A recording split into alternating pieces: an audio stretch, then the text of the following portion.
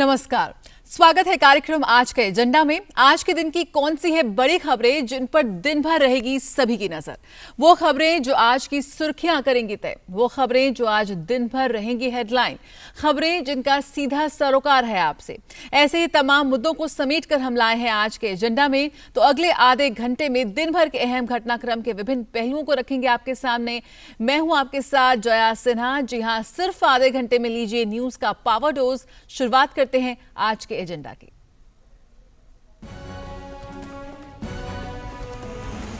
किसान हित में लगातार प्रयासों और पहलों के बावजूद सरकार के रुख को समझने में किसान संगठन नाकाम। सरकार हर नजरिए से इस मुद्दे पर बातचीत को है तैयार।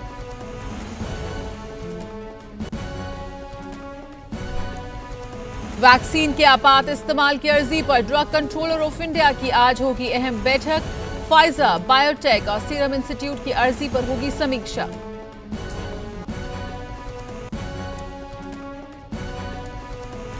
भारत में विदेशी दूतावासों और मिशनों के प्रमुख आज जाएंगे हैदराबाद, करेंगे भारत बायोटेक और ई बायोलॉजिकल कंपनियों का दौरा।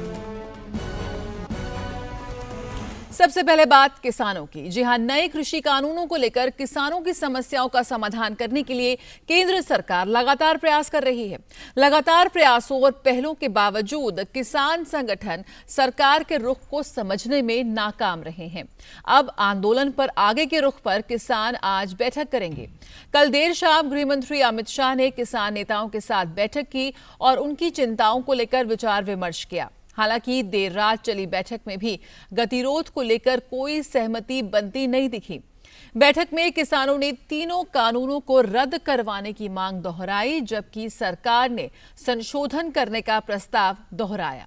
अब सरकार अपना प्रस्ताव लिखित में किसानों को देगी, जिस पर किसान संगठन चर्चा करेंगे।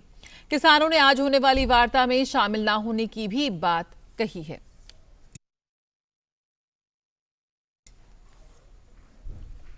और सरकार द्वारा बनाए गए नए कृषि कानूनों को लेकर देश भर में कई तरह की भ्रांतियां फैलाई जा रही हैं, जबकि असल में किसानों को इन कानूनों से कई फायदे मिल रहे हैं।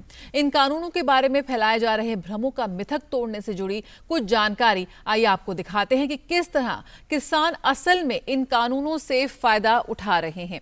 एमएसपी व्यवस्था खत्म हो जाएगी, किसानों को एमएसपी नहीं दिया जाएगा, एमएसपी का संचालन समाप्त कर दिया जाएगा। इस तरह का भ्रम लगातार फैलाया जा रहा है, जिसमें कोई भी सच्चाई नहीं है।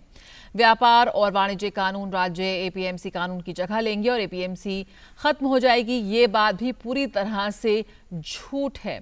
ये राज्य की कानून बनाने की शक्तियों में दखल देगा, गलत। ये राज्य की शक्तियों को कम करेगा, ये भी एक तरह का भ्रम है। किसान हितों की रक्षा के लिए पर्याप्त व्यवस्था का प्रावधान नहीं है, पूरी तरह झूठ है, बल्कि पर्याप्त व्यवस्था का प्रावधान है इस कानून में। कानून में किसानों के उत्पाद का भुगतान सुनिश्चित करने के लिए कोई प्रावधान नहीं है, ये भी पूरी तरह से एक भ्रम है, झूठ है। बल्कि उत्पाद खरीदने का भुगतान उसी दिन किया जाएगा या 3 दिन के अंदर करना होगा, ये है सच्चाई। एपीएमसी मंडियों के राजस्व में कमी आएगी, इस बार में झूठ फैलाया जा रहा है। बड़े कॉर्पोरेट को फायदा होगा और किसानों का नुकसान होगा, पूरी तरह से झूठ है। कई राज्यों में किसान सफलतापूर्वक बड़े कॉर्पोरेट के साथ गन्ने, कपास, चाय, कॉफी जैसे उत्पाद पैदा कर रहे हैं और अब छोटे किसानों को गारंटीड मुनाफे के साथ मिलेगा टेक्नोलॉजी और उपकरण का लाभ। जी हां, ये है सच जो लगातार सरकार बताने की कोशिश कर रही है किसानों को। बड़े कॉर्पोरेट को फायदा होगा, ये पूर्ण तरह झूठ है और भ्रम है जो कृषि कानून को लेकर इस संबंध में फैलाया जा रहा है। ये कानून किसानों को उद्योगपतियों के खिलाफ कोई न्यायिक सुरक्षा नहीं प्रदान करता, ये पूर्णतः झूठ है और भ्रम है। ये कानून किसानों को एक ऐसा विवाद निवारण तंत्र उपलब्ध कराता है जहां किसान किसी भी विवाद की स्थिति में अपने सब डिविजनल मजिस्ट्रेट के पास जा सकता है। जहां सच में कोई भी राशि बकाया होने की स्थिति में किसानों की जमीन पर कोई भी कार्यवाही करने का अधिकार ये बिल नहीं देता है। तो भ्रम और सच्चाई कितनी विपरीत है एक दूसरे से, ये हम यहां पर देख सकते हैं। ये कानून किसानों के लिए है, ना कि उद्योगपतियों के लिए। इस कानून का फायदा किसानों होगा, ना कि उद्योगपतियों को। और एक ताजा खबर आ रही है कि शीर्ष अधिकारियों द्वारा दी गई जानकारी के मुताबिक सरकार और किसानों के बीच आज होने वाली बैठक टल गई है। और हमारे साथ अनुज यादव इस वक्त जुड़ गए हैं। जी अनुज, बताएं, जिस तरह से लगातार सरकार की ओर से साफ कर दिया गया है और ये बात लगातार कही जा रही है कि हर आशंका का मसला है, हर आशंका को हल करने के लिए हम तैयार हैं, बातचीत करने को तैयार हैं। इस वक्त क्या कुछ अपडेट आपको मिल रहा है इस पूरी बैठक को लेकर जो प्रस्तावित थी? देखिए, बिल्कुल जया, जो 5 दौर की बातचीत हो चुकी है, उसके बाद एक कल रात में केंद्रीय गृह मंत्री अमित शाह और केंद्रीय कृषि मंत्री नरेंद्र सिंह तोमर के साथ जो किसान संगठन है उसके एक छोटे प्रतिनिधिमंडल जिसमें 12 से 15 किसान शामिल थे, उनके साथ एक बातचीत हुई कि उस बातचीत के दौरान भी केंद्रीय गृह मंत्री ने अमित शाह ने आश्वासन दिया किसानों को कि आपके जितने हित हैं उनकी सुरक्षा की जाएगी, किसी भी तरह का ऐसा प्रावधान नहीं है जिससे किसानों को नुकसान होगा। आज दोपहर में दिल्ली के विज्ञान भवन में किसानों और सरकार के बीच में एक वार्ता होनी थी, ये छठे दौर की वार्ता होनी थी, लेकिन कल किसानों ने अपने एक प्रस्ताव सरकार के सामने रखा कि सरकार किसानों के लिए क्या कुछ करना चाहती है, सरकार इस बात को हमें लिखित में दे। तो निश्चित तौर पर सरकार आज 11 बजे के आसपास जो अपने प्रस्ताव हैं उनको किसानों को देंगे, जिसके बाद 12:30 बजे जितने भी किसान संगठन हैं वो अपनी एक बैठक करेंगे और उसके बाद फैसला करेंगे कि वो आगे की किसानों की क्या रणनीति रहेगी। कुल मिलाकर आज जो बैठक होने वाली थी वो टल गई है। हालांकि जो बातचीत का एक सफ़र है वो जारी रहेगा ऐसा माना जा रहा है, क्योंकि किसान सरकार की तरफ से जो सरकार की तरफ से प्रस्ताव आएगा उसको देखेंगे, बिंदुवार उस पर सभी से चर्चा करेंगे। जय। बिल्कुल अनुज, लेकिन जहां पर कुछ किसान संगठन इसका विरोध कर रहे हैं, इस वक्त हम देख रहे हैं सीमाओं पर भी बैठे हुए हैं, लेकिन इस बीच कुछ किसान संगठन इस जो कानून के जो महत्व है, कानून की जो इम्पोर्टेंस है, किस तरह से उनके हित में है, इसको वो समझ गए हैं और इस पर उन्होंने केंद्रीय जो कि वो किसान केंद्रीय कृषि मंत्री से उन्होंने बातचीत भी की थी, मुलाकात भी की थी। कल का बंद जिस तरह से हमने देखा, किसी तरह का असर उसका नजर नहीं आया, समर्थन नहीं मिला। क्या कुछ रणनीति यहाँ पर बनाते नजर आ रहे हैं वो कुछ संगठन जो अभी भी इस किसान कानून की महत्व और इसकी शक्ति को सशक्त करते प्रावधानों को नहीं समझ पा रहे हैं? देखिए जया, जिस तरीके से अब ये कानूनों का जो विरोध कुछ किसान संगठन कर रहे हैं, 32 किसान संगठन है जिनमें से एक किसान संगठन पहले ही जो है अपने आंदोलन को वापस ले चुका है, वो हरियाणा का किसान संगठन है और उन्होंने कानूनों पर अपनी सहमति जताई है। ये पंजाब और हरियाणा के ज़िलों जो राज्य हैं वहाँ के ज़िलों के ये किसान हैं, इनके मन में कुछ भ्रांतियां हैं, कुछ भ्रम हैं। इनका कहना है कि एमएसपी को ख़त्म कर दिया जाएगा, जबकि एमएसपी को ख़त्म नहीं किया जाएगा। सरकार इस बात को बार बार कह चुकी है, इस पर सफाई दे चुकी है। कॉन्ट्रैक्ट फार्मिंग से छोटे किसानों को फ़ायदा होगा, ज़मीन का नहीं बल्कि उपज का एक कॉन्ट्रैक्ट होगा, इस बात को सरकार साफ कर चुकी है। लेकिन जिस तरीके से बातें निकलकर पिछले कुछ समय के अंदर आई हैं, आज 14वां दिन है जो किसान धरना प्रदर्शन कर रहे हैं, इस बीच में काफ़ी दौर की वार्ता हुई है। सभी केंद्रीय मंत्री, प्रधानमंत्री नरेंद्र मोदी खुद इस बात को किसानों से अपील कर चुके हैं कि आप किसी के कहने में ना आए। जो विपक्षी दल जो किसानों के नाम पर राजनीतिक रोटियां सेकना चाहते हैं, आप उनसे दूर रहें। उसके बाद कुछ किसानों को ये बात समझ भी आई है जो वार्ता हुई है उसके दौरान, और उसी का कारण रहा है कि उन किसानों ने आंदोलन को वापस लिया। निश्चित तौर पर क्योंकि अभी वार्ता जो है लगातार जारी है, जो छठे दौर की वार्ता थी, संभावना है कि ये कल एक बार फिर से हो सकती है, तो निश्चित तौर पर इस बात को किसानों को समझना होगा कि जो कानून, नए कानून बनाए गए हैं वो एक क्रांतिकारी कानून हैं, आने वाले समय में किसानों की तकदीर और तस्वीर को बदलेंगे। और ख़ास तौर से जो छोटे और मझोले किसान हैं, इन कानूनों का सबसे ज़्यादा फ़ायदा उनको मिलेगा। और ये जो हम दिल्ली और एनसीआर के आसपास जो हम किसानों का जो धरना प्रदर्शन देख रहे हैं, इसके अलावा मैं पूरे देश की बात करूं तो किसी भी राज्य के अंदर किसानों का कोई धरना प्रदर्शन नहीं है। और उसका कारण यही है कि किसान नए जो कृषि सुधार कानून बने हैं उनसे सहमत हैं। जी अनुज, कल देर रात तक चली थी बैठक गृह मंत्री के साथ, क्या कुछ उम्मीद कर सकते हैं आज 12 बजे जिस तरह से किसानों की अपनी एक बैठक भी है, उसमें क्या कुछ उम्मीद की जा सकती है? साथ ही जो सरकार की तरफ से लगातार ये बात कही जा रही है कि लिखित प्रस्ताव भी देने की बात कही गई है, तो ऐसे में क्या कुछ हम अब नया मोड़ लेते देख रहे हैं इस पूरे प्रदर्शनों को और इस पूरी वार्ता को?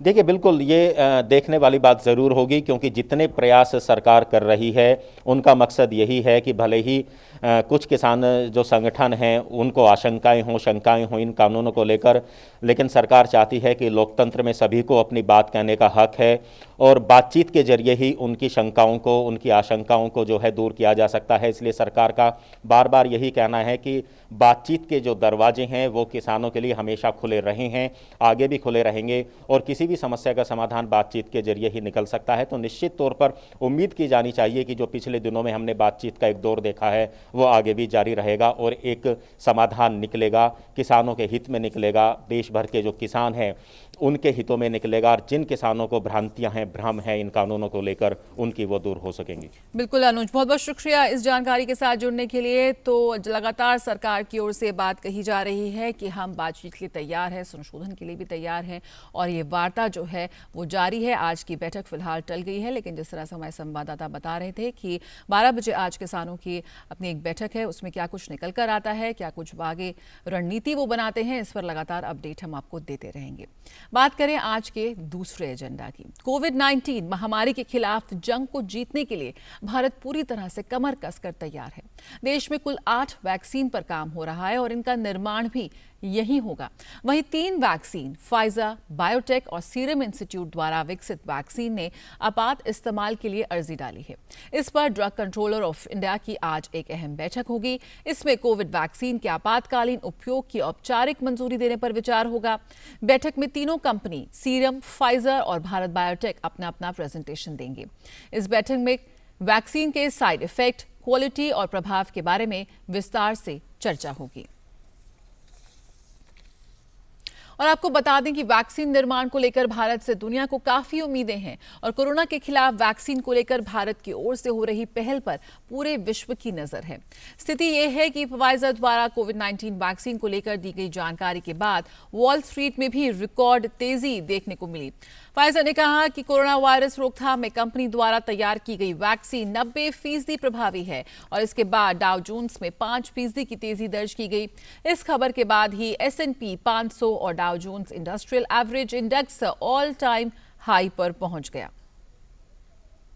और हमारे साथ इस वक्त नितेंद्र जुड़ चुके हैं। नितेंद्र से बात करेंगे कि किस तरह से ड्रग कंट्रोलर ऑफ इंडिया की आज एक अहम बैठक है, उसमें क्या कुछ उम्मीद की जा सकती है, वैक्सीन के इस्तेमाल को लेकर कैसे मिलेगी अनुमति, ये जरूर सवाल हम सबके जहन में। जी नितेंद्र बताएं। निश्चित तौर पे आज बहुत इंपॉर्टेंट बैठक हो रही है जिसमें Central Drugs Standard Control Organisation के जो एक्सपर्ट हैं वो मीटिंग कर रहे हैं। 12 बजे ये मीटिंग होने वाली है और इसमें जो तीनों कंपनी है, फाइजर, भारत बायोटेक और सीरम इंस्टीट्यूट के प्रतिनिधि आएंगे और उनमें सबको 1-1 घंटे का समय दिया गया है। उनका प्रेजेंटेशन होगा, उसमें वो विस्तार से बताएंगे कि उनके जो क्लिनिकल ट्रायल जितने हुए हैं, फेज 1, फेज 2, फेज 3 में कितने लोगों पे साइड इफेक्ट हुआ, किस तरह की उसकी क्वालिटी है आपके वैक्सीन की, कितनी इफिकेसी है, वो तमाम मुद्दों पे विस्तार से प्रेजेंटेशन होगा और उसको वो एक्सपर्ट कमेटी एग्जामिन करेगी और उसके बाद वो ड्रग कंट्रोलर जनरल को रिकमेंडेशन करेगी कि कौन से वैक्सीन को इमरजेंसी अप्रूवल दिया गया है। वो recommendation drug controller general of India को जाएगा और drug controller general of India Bharat सरकार को सूचित करेंगे कि ये वैक्सीन अप्रूवल के लिए अप्रूवल मिल गया है और इसको आप मास वैक्सीनेशन में यूज कर सकते हैं। तो ये एक प्रक्रिया है। आज की बैठक बहुत अहम है। कई बार ऐसा होता है इस बैठक में कि एक ही बैठक में अप्रूवल मिल जाती है अगर सब कुछ डाटा ठीक रहा तो। अगर कई बार ऐसा होता है कि अगर उसमें जो उनकी जो प्रेजेंटेशन है उसमें उनको कहीं डाउट लगेगा तो एक दोबारा भी बैठक हो सकता है। लेकिन जहां तक जो हमारे सूत्रों ने जानकारी दी है कि एक बहुत अहम बैठक है, हो सकता है कि इसमें कुछ वैक्सीन को मंजूरी मिल जाए। फाइजर, चूंकि फाइजर अमेरिकन कंपनी है और भारत में उसका क्लिनिकल ट्रायल नहीं हुआ है, लेकिन उसमें भी ये बताया गया मुझे कि अगर उसको परमिशन मिलेगी तो उसको ब्रिज ट्रायल करना पड़ेगा। यहाँ पर अगर वो वैक्सीन यहाँ पे लॉन्च करना चाहते हैं तो उनको ब्रिज ट्रायल से गुजरना पड़ेगा और ये एक मैंडेटरी प्रोसेस है, क्योंकि भारत अपने लिहाज से देखेगा कि अपने पॉपुलेशन में उसका ट्रायल होना जरूरी है, तभी जाकर के उसको मंजूरी मिलेगी। लेकिन जो सीरम है, क्योंकि भारत में उसका क्लिनिकल ट्रायल चल रहा है, भारत बायोटेक का भी क्लिनिकल ट्रायल चल रहा है, भारत में 3rd फेज का ट्रायल चल रहा है, तो उसके जो डाटा है, क्योंकि वो आईसीएमआर के साथ मिलकर के भारत बायोटेक बना रहा है, तो उसके डाटा को काफी बारीकी से देखा जाएगा और सब कुछ ठीक ठाक रहा तो निश्चित तौर पे आज एक अच्छी खबर आएगी। और उसके बाद हम जानते हैं कि सीरम साथ साथ और भारत बायोटेक साथ साथ वैक्सीन का प्रोडक्शन भी कर रहा है और सरकार ने विस्तार से जय बताया है कि कैसे बिल्कुल इस नितेंद्र, हम वैक्सीन कह को सकते हैं कि कोरोना वैक्सीन की मंजूरी का इंतजार है। सरकार पूरी तरह से तैयार है टीकाकरण को लेकर। जिस तरह से हम लगातार बातचीत करें कि काफी हफ्तों से सरकार पूरी रणनीति बनाने में जुटी है कि वैक्सीन कैसे पूरे देश भर में भेजी जाएगी, इसका ब्लूप्रिंट भी कल सरकार ने पेश किया, उसके बारे में बताइए। निश्चित तौर पे सरकार ने एक तरह से ये पूरी तरीके से सब पता खोल दिया है और जो भी उनकी प्लान है उसको कल विस्तार से प्रेस कॉन्फ्रेंस में बताया गया है। सबसे बड़ी बात यह है कि 3 कैटेगरी रखा गया है। करीब करीब 30 करोड़ लोगों को पहले फेज में प्लान किया गया है कि उनको वैक्सीन दिया जाएगा। पहले फेज में बिल्कुल, जिस तरह से हमारे 1 करोड़ जो हमारे स्वास्थ्य कर्मी है पूरे देश में 1 करोड़ उनका डाटा। जी जी जी नितेंद्र, बोलिए जी नितेंद्र। दूसरी जो बात है कि उसमें 2 करोड़ जो पैरामेडिकल्स के पैरामिलिट्री फोर्सेस हैं या फिर फ्रंट लाइन वर्कर है, पुलिस के जवान है, उनको दिया जाएगा। और 27 करोड़ लोग ऐसे हैं जो 60 साल से ज्यादा उम्र के हैं, बुजुर्ग हैं, और उसके बाद कुछ लोग 50 साल से ऊपर हैं जिनको दूसरी बीमारियां हैं, वो 27 करोड़ लोग हैं, उनको दिया जाएगा। इसके अलावा कोल्ड चेन मेंटेन के लिए सरकार ने जो एक पूरा नेटवर्क है उसको बहुत स्ट्रांग किया हुआ है, जिसमें 28,000 कोल्ड चेन पॉइंट है पूरे देश भर में, उसका इस्तेमाल किया जाएगा इस वैक्सीन के लिए। इसके अलावा 1.5 लाख एएनएम है जो प्रशिक्षित है इस वैक्सीन को देने के लिए, उनकी भी पहचान हो गई है। इसके अलावा जिला स्तर पे, ब्लॉक स्तर पे एक तरह से कंट्रोल रूम बनाया गया है और वहां पर टास्क फोर्स बनाया गया है ब्लॉक लेवल पे, ताकि गांवों में लोगों को सुदूर इलाकों में टीकाकरण बेहतर तरीके से हो। और सरकार यहाँ से मॉनिटरिंग करेगी। एक सॉफ्टवेयर बनाया गया है और उसके अलावा एक मोबाइल ऐप भी बनाया गया है जहां से टीके की ट्रैकिंग होगी। टेक्नोलॉजी का इस्तेमाल होगा कि किस व्यक्ति को कब पहला डोज दिया गया, दूसरा जो 28 दिन के बाद डोज देना है उसका कब डेट होगा, और हर व्यक्ति की नजर यहाँ स्वास्थ्य मंत्रालय में डैशबोर्ड पे रखा जाएगा। तो एक तरह से व्यापक डिटेल प्लान बनाया गया है। दूसरी बात यह है कि लोगों को जागरूक रहने के लिए बोला गया कि आप अफवाहों पर ध्यान न दें। वैक्सीन चूंकि नया ये बीमारी है और नई वैक्सीन है, तो इसमें पुराने भी वैक्सीन है उसमें भी साइड इफेक्ट होता है, कुछ में हो सकता है। सरकार ने यह स्वीकार किया है कि साइड इफेक्ट हो सकता है, लेकिन उसके लिए भी सरकार तैयार है। इसलिए अफवाहों पर ध्यान बिल्कुल भी नहीं दें। सरकार जो कह रही है, बहुत जो हमारे वैज्ञानिक हैं और जो एक्सपर्ट हैं, उनके रिकमेंडेशन से, उनके जांच पड़ताल के बाद ये वैक्सीन दिया जा रहा है। तो एक बहुत ही डिटेल प्लान सरकार ने बनाया है और अगले कुछ हफ्तों में, कल स्वास्थ्य सचिव ने कहा था कि अगले कुछ हफ्तों में वैक्सीनेशन भी अगर अप्रूवल मिल जाएगा तो शुरुआत हो जाएगी। बिल्कुल, तो टीकाकरण की से जुड़ी खास बातें और हर जरूरतमंद को पहले टीका लगाया जाएगा। साथ ही साथ अगर हम अंतर्राष्ट्रीय मंच की बात करें तो एस्ट्राजेनेका पहली ऐसी कंपनी बन गई है जिसने जो अपनी कोरोना वैक्सीन ट्रायल के फाइनल स्टेज को जो है उसने प्रकाशित किया है। किस तरह से देखते हैं नितेंद्र इसको कि जो डेटा को जो है वो बहुत ही पारदर्शी तरीके से यहाँ पर साझा किया जा रहा है पूरे विश्व के साथ। ये भी बहुत अहम होगा कोरोना वैक्सीन और कोरोना के जो खिलाफ हमारी लड़ाई चल रही है। देखिए, दुनिया भर के जो साइंटिस्ट हैं, दुनिया भर के हर देश अपने स्तर पे काम कर रहा है इसमें कि कैसे वैक्सीन, कोई दवा जल्द से जल्द इस बीमारी को के लिए आए, ताकि जो जिस तरीके से स्थिति बनी हुई है, लोग घरों में कैद हैं या फिर अर्थव्यवस्था डवाडोल है, उसको ठीक किया जाए। इसलिए ब्रिटेन ने सबसे पहले देखा आपने कि फाइजर की कल से वैक्सीनेशन शुरू हो गया, 90 साल की महिला को दिया गया है, वहां से उन्होंने वैक्सीनेशन शुरू कर दिया आम लोगों को देना। दूसरी जो एस्ट्राजेनेका का जो डाटा है वो इसलिए भी लोग पब्लिश कर रहे हैं क्योंकि लोगों में भरोसा हो कि ये वैक्सीन लेंगे तो हमें इतना परसेंट, 90%, 95% या 70%, अलग अलग कंपनियों के अलग अलग दावे हैं, तो वो प्रोटेक्शन देता है। इसमें लोगों में भरोसा जगेगा, क्योंकि एक बार भरोसा जगेगा तभी लोग वैक्सीन लेंगे। और जब वैक्सीन लेंगे उसमें भी आपको बताया गया कल कि अगर आप वैक्सीन लेते हैं तो आपको ऐसा नहीं है कि आप खुले में सब कुछ घूमे, आपको कुछ दिन इंतजार करना होगा। और जो कोविड एप्रोप्रिएट बिहेवियर है, चाहे वो दूरी का पालन करना हो या मास्क लगाना हो या फिर हैंड हाइजीन हो, उसका भी पालन करना है अगले कुछ दिनों तक। तो ये तमाम ऐसी बातें हैं, दुनिया भर के जो साइंटिस्ट है वो आगाह कर रहे हैं। चूंकि नया बीमारी है, नई वैक्सीन है, किस तरह से इसकी एफिकेसी होगी किसी को नहीं पता है। ये जब देंगे, जब कुछ दिन 4-6 महीना बीतेगा, तब ये पता चलेगा कि कितना इसका असर हो रहा है। बिल्कुल नितेंद्र, बहुत बहुत शुक्रिया इस जानकारी के साथ जुड़ने के लिए। तो वैक्सीन के आपात इस्तेमाल पर आज जो ड्रग कंट्रोलर ऑफ इंडिया है उसकी आज एक अहम बैठक है और उस पर हमारी नजर बनी रहेगी। क्या कुछ फैसला निकल कर आता है, क्या कुछ उसमें अपडेट आता है, कितनी महत्वपूर्ण है ये, उस पर हमारी नजर रहेगी। जी हाँ, अब बस वैक्सीन को मंजूरी का इंतजार है और सभी की निगाहें उसी पे हैं और उसके बाद क्या कुछ सरकार की रणनीति है उसका भी ब्लूप्रिंट पूरा सरकार ने दर्शकों के और देश की जनता के सामने रख दिया है। और आज के हमारे अगले एजेंडे पर नजर डालते हैं तो भारत स्थित विदेशी दूतावासों और मिशनों के प्रमुखों के लिए आज हैदराबाद यात्रा का आयोजन किया जा रहा है। करीब 60 से अधिक देशों के मिशन प्रमुख हैदराबाद में भारत बायोटेक और ई बायोलॉजिकल कंपनियों को देखेंगे। ये इस तरह की पहली यात्रा है और इसके बाद अन्य शहरों के लिए भी इसी प्रकार की यात्राओं का प्रबंध किया जाएगा। भारत कोविड महामारी के खिलाफ वैश्विक प्रयासों में महत्वपूर्ण योगदान दे रहा है।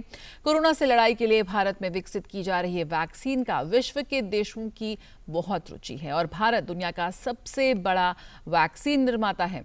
इससे पहले प्रधानमंत्री नरेंद्र मोदी ने कहा था कि भारत के टीका उत्पादन और वितरण क्षमता का उपयोग सभी लोगों की मदद के लिए किया जाएगा।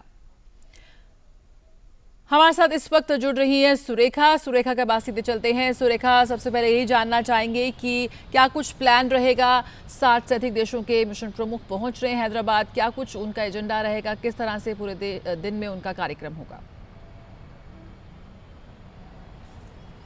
जी जया, भारत बायोटेक और बायोलॉजिकल ई को विजिट करेंगे 60 विदेशी heads of missions of India. तो आज 2 ग्रुप में वो डिवाइड हो जाएंगे और एक भारत बायोटेक और दूसरा बायोलॉजिकल ई विजिट करेंगे।